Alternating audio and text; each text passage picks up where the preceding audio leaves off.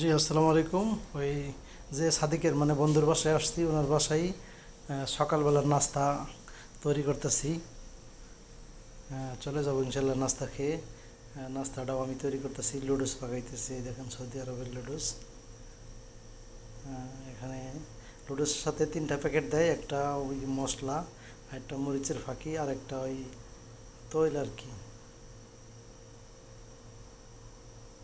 আমি লুডুসগুলো খুলে নিতেছি সবগুলাই।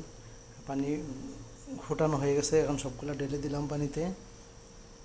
এখন সিদ্ধ হচ্ছে। এখন পেঁয়াজ কাঁচামরিচ রেডি করতেছি। শসা, পেঁয়াজ, কাঁচামরিচ, ডিম, এটা তো কাটা হয়ে গেছে আমার সব কিছু।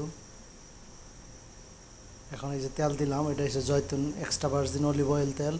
এখানে তেলের দাম অনেক সস্তা। আপনার সয়াবিন তেলও মোটামুটি দাম কম, কিন্তু সরিষার তেল অনেক দাম বেশি সৌদি আরবে।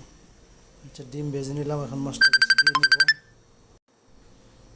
লুডুস, এই তো আমার লুডুস হয়ে গেছে ইনশাল্লাহ। এখন কিছু শসা দিয়ে নিতেছি পরিবেশন করার জন্য।